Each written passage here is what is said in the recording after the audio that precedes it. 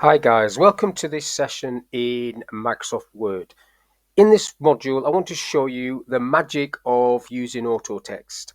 So what I'm going to do is get some text on the screen and some diagrams on the screen and then add them in to the Quick Parts gallery and in the AutoText area. So first of all, I'm going to type equals rand with an open and close bracket, and when I press enter on that, I'll get some generic text. So for example, let's say I want this paragraph. So I've double clicked in this selection area there to highlight a paragraph. I want this paragraph to be available to me anytime I want it. So to do that, I need to go to Insert, over to the right where it says Quick Parts, into the AutoText gallery area. And you can see the ones I've got there already, but I'm going to save the selection to the gallery, and then I'm going to give it a name. So I'll call this one Start. Now when you name it, if you give it more than 4 characters, you'll get a little tip appearing on the screen when you want to use it. If you do less than 4 characters, you'll have to use the F3 function key to activate this. You'll also need to use the F3 function key to activate a chart or a diagram or a picture. Now this is going in this gallery, and you can create categories if you want. It's on general at the moment. You could add multiple categories there. You might have text for finance, for HR, for sales, whatever you want, and you can put those in different categories. But I'm going to leave all this the same as it is and just click OK. So that was the first paragraph, and I'm going to do that again for the ending paragraph. So these would be generic paragraphs that you use all the time. Obviously, you need to type different things for different parts of a document and things like that. But let's do this one. So I'm on the Insert tab still, over to Quick Parts, the AutoText, and then down the bottom, Save Selection to the AutoText gallery. I'll call this Ending. Now I may already have one called Ending. I'll just click OK to that. I haven't, so that's great. So now I've got my text. I'm just going to do Control A and delete. Now I want a diagram. Again, on the Insert tab, you've got Smart Art. I'll go for one of those, and I'll go for a hierarchy, and I'll pick this one, and then OK to that.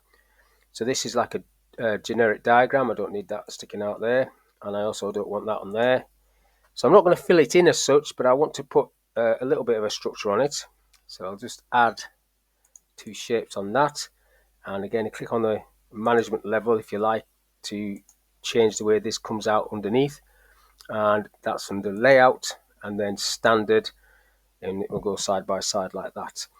Now over here you have styles. I want to change the style, so it's a bit like that, little blocks, and then I'm ready to add this into the AutoText gallery. So if I've got it highlighted, I'm going back to Insert, over to Quick Parts and AutoText and Save Selection, and I'll call this Org. Now you'll notice there's a little asterisk there.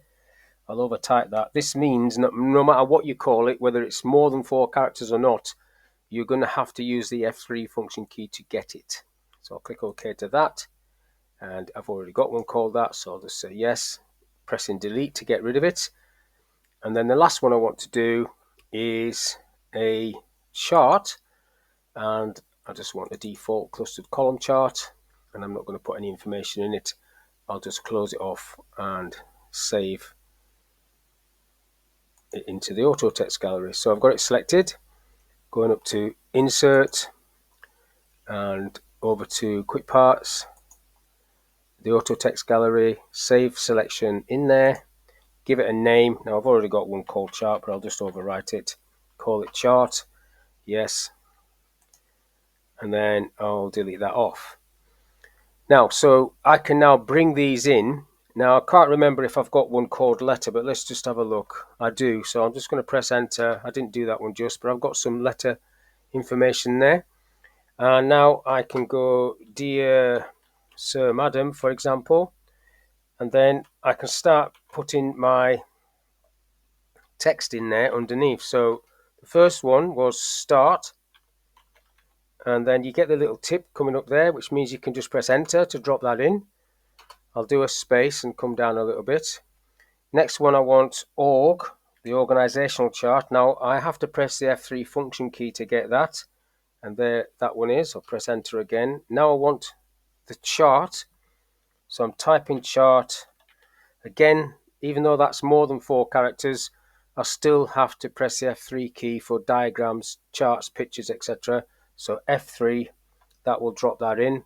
Coming down underneath that, and I now need to type ending.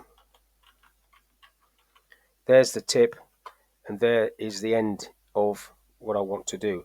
So if I just make that smaller, so you can see the whole thing there. So within seconds, you can create quite a large bit of a document. And I only did small paragraphs, but you could have whole pages or several pages as auto text entries. So if it was like policies that don't change or procedures that never change, you could have those in there. If the thing is changing all the time, it's probably not the best place to do auto text. These would be generic that don't change very often, probably never changing like that, so you can just use them over and over again.